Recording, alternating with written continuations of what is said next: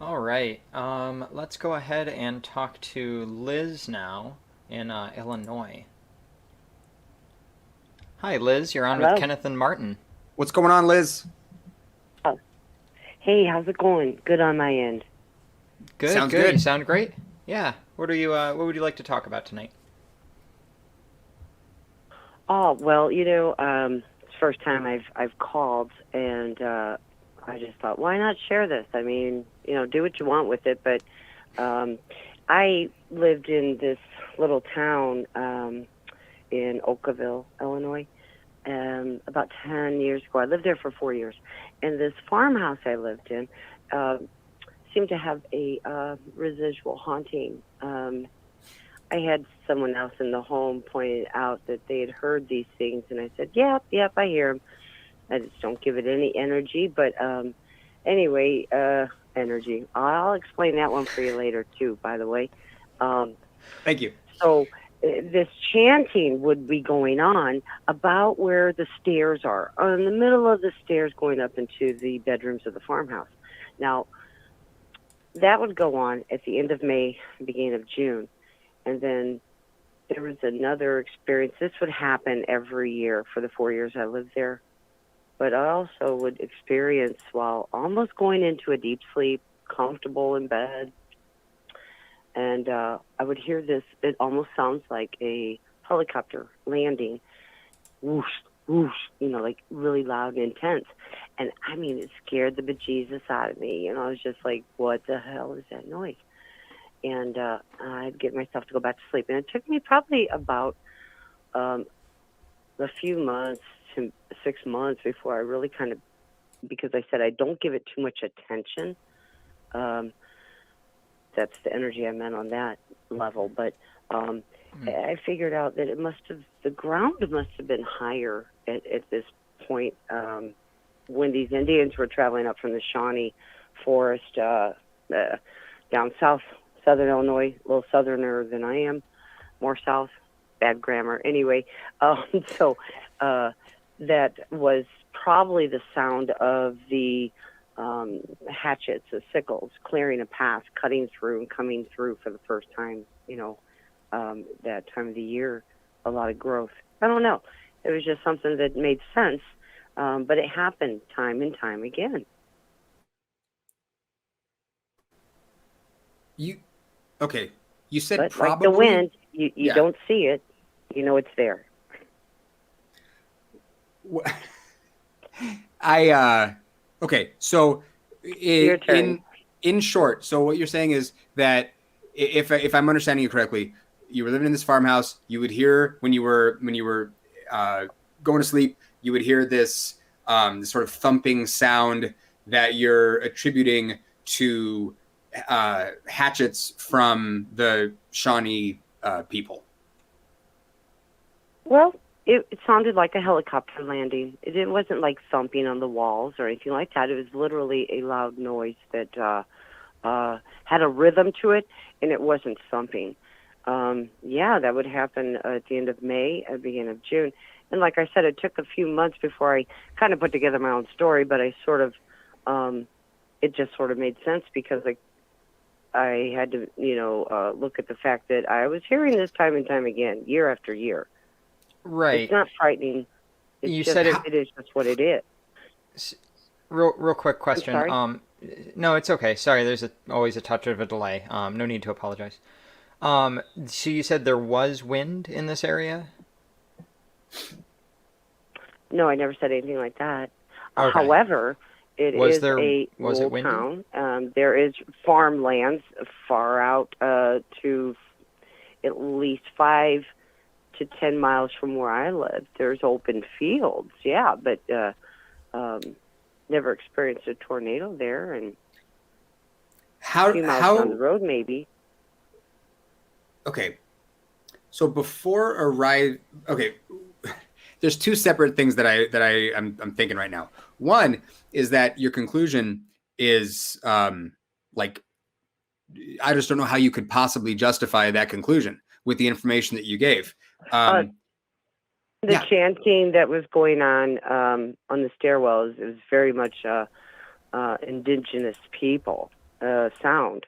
You know, I didn't have any spa music going, no native flutes going.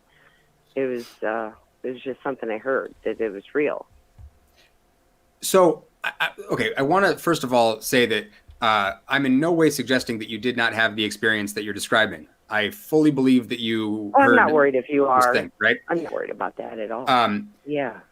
How did you rule out, I don't know, the ghosts of marching Union soldiers, you know, or the migrating, you know?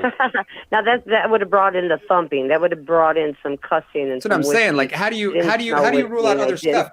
You know, like how do we rule out, you know, being pranked by fairies? You know, like honestly, like I beyond the issue of not having justification. It wouldn't mock indigenous people, I don't think. That's a good question, though. But that's what I'm saying. I mean, like, how do you arrive at the conclusion? So again, I'm coming back to the same place I was with the previous caller. Is when is it time to accept a claim as true?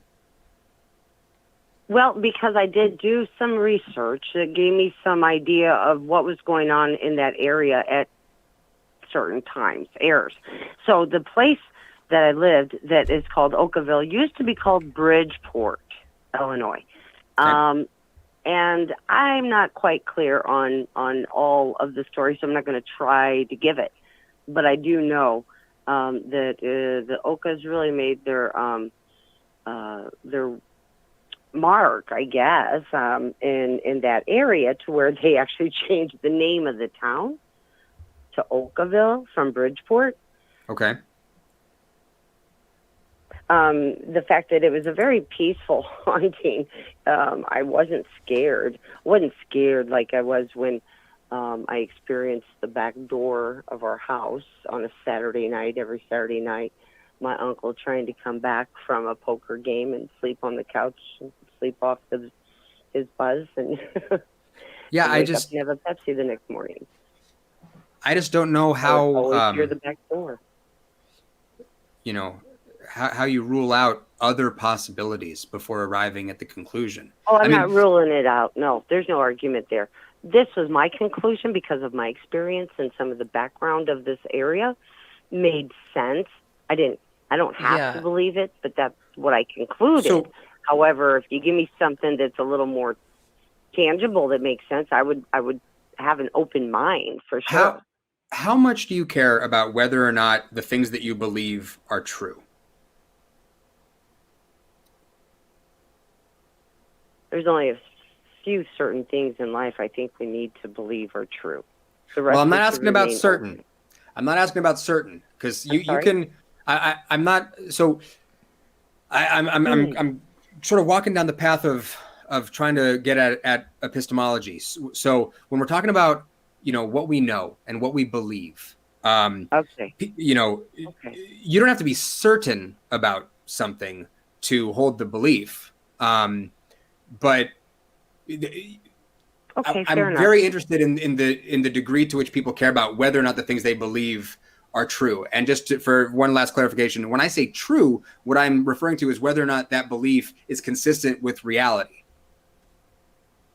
Mm-hmm. Well, when it happened year after year for the 5 May and June period in that home, the consistency, the experience of it, I do believe it.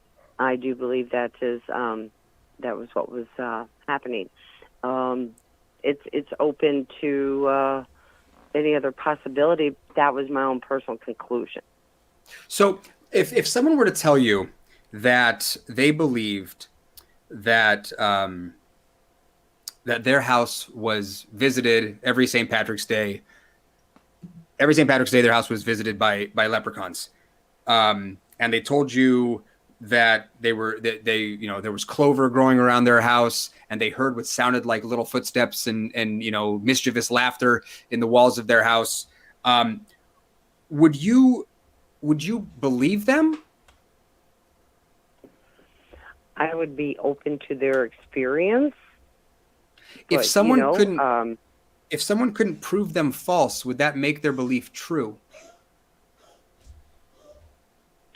Gosh, you know what? I guess my mind is just way too open to accept whatever you believe is fine. I really don't care what you believe on what I believe, kind of thing. If they say that there was laughter in the walls, and I wouldn't call them a liar. Well, but if I didn't experience it, I wouldn't know it to be true. Do you think that our beliefs Their inform belief, it's their truth. Yeah. Oh, okay. So here's the thing about truth. None of us have our own truth.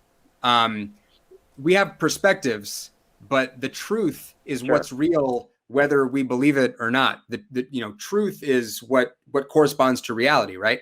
So, if somebody comes along and tells me that that their truth is that I don't know, that Mexican people suck, I'm not gonna be like, well, that's your truth. I'm gonna be like, you're wrong. There's what you just said does not correspond to reality. And the thing is, my response wouldn't even be about judgment. That's the thing. It would be like, wow, you're kind of ignorant, and I wouldn't have a reply. I don't have time to talk to someone like that. So I guess it's hard for me to grasp when you say your truth is your truth. I can grasp. My truth is my truth, but you don't have to inflict it on me. It doesn't mean I have to believe it. It means that I'm open to that as your truth. That's your belief. So but there's a difference between a belief and truth. That's why I asked the thing about whether people care about whether their beliefs are true. And the reason, I bet if we tug on this a little bit, that we're going to reach a point of agreement, because so would you agree that the things that we believe inform our behaviors and our actions? I believe we create our own reality. Yes. I don't understand that, because I think that reality is something that we share. It's it's that whole thing of again, reality, like the truth, is this thing that exists independent of our beliefs. Reality is what is. You can be absolutely wrong about what you believe. You know what I mean? So and that's I mean, for it to mean anything that we can be wrong, there has to be a reality that is independent of our belief states. So when I'm thinking about why this is so important, because our beliefs inform how we interact with reality. Okay. If somebody believes that the best way for them to exit a building is via the 5th floor window, and that they're going to float up into the sky and be fine, their beliefs are going to have real consequences. Sure. Good example. I understand what you're saying. So for most of us, most of the time, it seems like a very good idea for our beliefs to be consistent with reality. And I cannot think of any example where that's actually not the case, where believing things that are false is beneficial to us. Well, your kids get off school at 3:00 and you want to be there by 2:45, so you're the one picking them up. That would be a good example. Sure. It's like, that's the reality of the truth is, if you don't get to school on time, your kids are going to be waiting on you. Right. So, I mean, so the reality is be on time so they feel secure and pick them up. That's the reality of truth. Right. So what I'm wondering is, if it matters for our beliefs to be true in some instances, when would it be okay? Does it matter? Well, I'm saying, when would it be okay for someone to hold a belief that isn't consistent with reality? When would that be a good thing?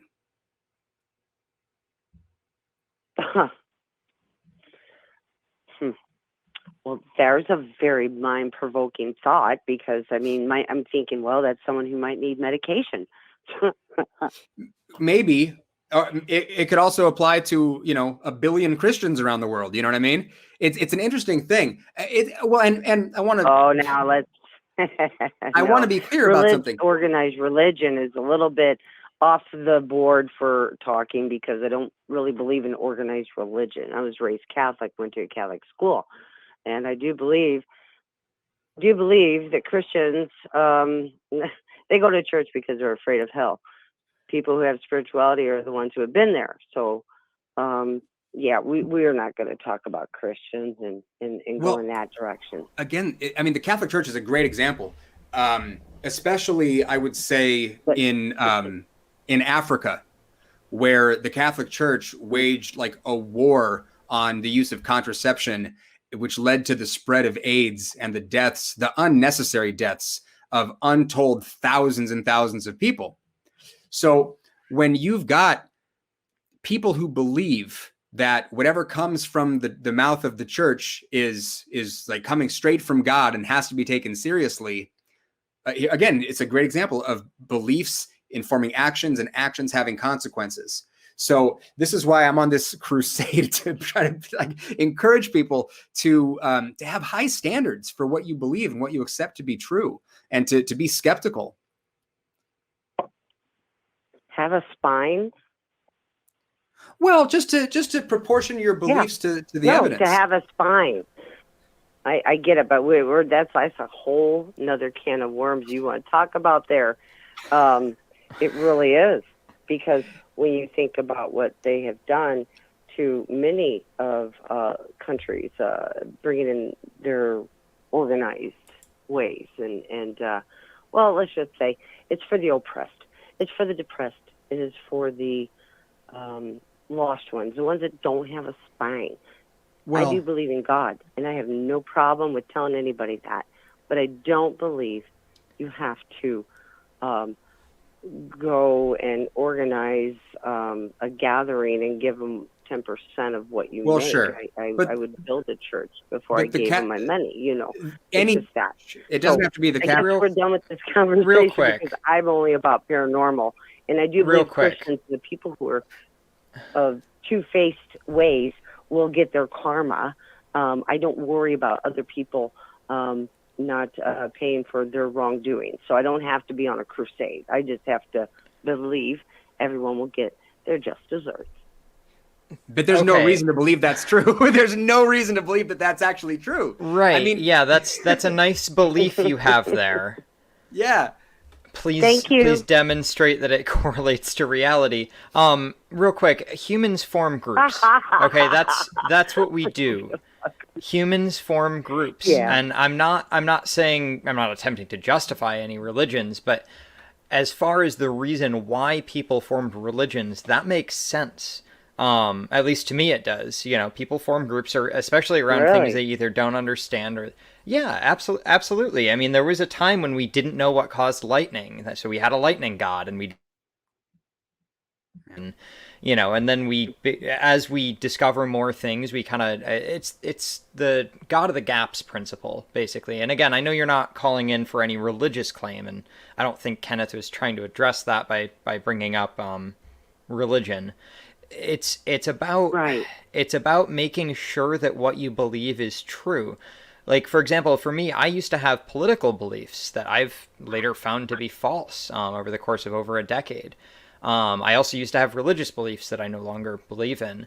I believed in those things with 100% conviction at the time.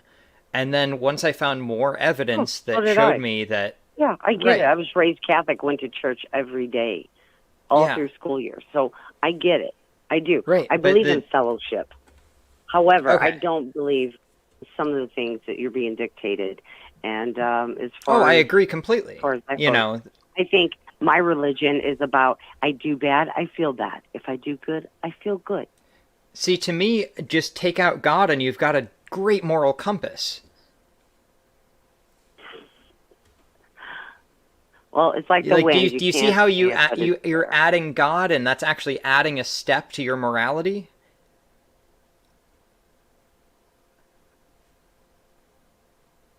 Go ahead, Kenneth, if you have anything to add. I believe there's something greater than me. I just kind of call him, I give him a name, but there is something greater than all of us. There's something else bigger than you, bigger than me. Well, what is it? Yeah, what is it? Yeah. That's my faith. That's my faith. It doesn't have to be labeled. You talk about people are rational and they need to label things. I don't need to label it. Well, so I mean, like I don't. I just have to know if I do bad, I feel bad. If I do good, I feel good. Well, Right, but again, this, that's a this good is unrelated. That's a good moral experiences. compass. This That's is part unrelated of being from a the- social creature. I mean, we have evidence. I don't remember exactly how many thousands of years ago it was, What was but we the have evidence question of on moral primitive. compass? What was the questioning on moral compass? No, I was saying that that's a good moral compass. About moral. Oh yeah, moral compass is very intact. Yeah, right. And again, by adding in gods, you're just adding a step. We have evidence of again, I don't remember how many thousands of years ago it was, but it was well before humans were writing things down or had any form of written language. And we have evidence of I'm going to call them pre-humans because I'm not an evolutionary biologist, but these not quite evolved Homo sapiens who took care of each other when they had broken limbs. I mean, people feeling emotions that others have around them, that's part of being human. And I mean, even some animals kind of display those kinds of social interactions to a degree, but humans have a very, very an animal complex. is happy. You can No, tell no, when an I'm animal not saying is I can content tell with when an you. animal is happy. I'm saying animals can tell that about each other because they have social groups and they have social norms. And humans have that too. Ours are just very, very you can complicated. too, right? You can sense when an animal is sad or not well or Oh, sure. happy. Yeah. I mean, again, you can just tell by its body language. When the cat's tail is up, it's happy. When it's down, it's scared. When it's poofed out, it's angry. Like, Oh yeah, this and a isn't- boxer this has a isn't little mohawk on the back complicated. almost when they. right. they Yeah, get exactly. I have a cat running around somewhere behind me. Yeah, and I But can not I only can you tell can his see it, mood you can feel immediately. it. I feel it because that's how empathy it's just works. something you can't And there see. are very few humans who don't have empathy, and I believe there's a psychological classification for them. Somewhere it's either psychopath or sociopath. I can't remember which term is correct, but Dissociative personality disorders. Yeah. okay. Maybe I that's just- the better one. As a maybe because we do have other callers we have to get to, but maybe as a final point here, do you think that faith is like a useful thing or a good thing? Faith, in the sense of believing something without justification, like when someone says that's my faith or I believe something on faith, is that a good thing? Without justification. Well, I've had justification. I don't know about anyone else. I mean, that's their own personal journey there. But yeah, I would have to say you would need a little bit of. No, I'm not going to say it because that'll get twisted up. Nope, I don't think I have an answer to that.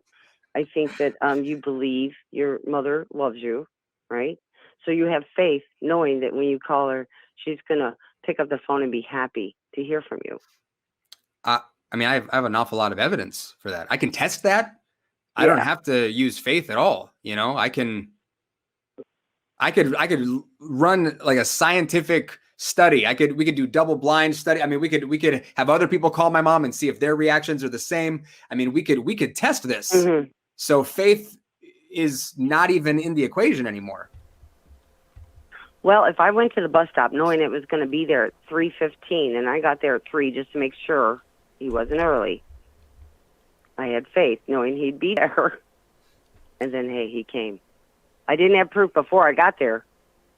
I trusted. Well, do you know that this bus can be right? But buses can be early. Get me. But buses can be early, and you having faith doesn't mean that the bus is early. It just means that you happen to show up when the bus is early. Like, how would your faith control the actions of the bus driver and everybody who got on that day? That's I don't such have a claim. To justify that, but I do know it's a right. leap of Exactly. You don't have anything to justify that. So I think maybe hold on. Let me go ahead, Kenneth. Agree. Sorry. A way to think about this could be that you could go to the bus stop using faith, and another person could go stand in a cornfield using faith that the bus is going to be there in the cornfield. They need medicine. So you can use faith to. No one in their right mind is going to do that. You can use faith to stand at the bus stop one of you is going to see a bus, that doesn't make faith useful. Right. I've heard the example, if you order a medium rare steak and the waiter brings out a medium rare steak, you didn't Prophecy. make a prediction. Well, so your justified evidence is you've never went to a cornfield to get a bus, so you know you're not going to go to the Okay, cornfield. let's go with a different example. You just proved my point that you have evidence that buses go to bus stops. That's why they're called bus stops. Yeah, So, yeah. The bus being at the bus stop Faith, is agreed. not. Oh my God, we can end this on that note. All right, hey, awesome. Yeah, on All a right, point of agreement, that's great. All right. Thank you so much for calling, Liz. Please feel free to call back at any time. Have a great night. Hey, peace out.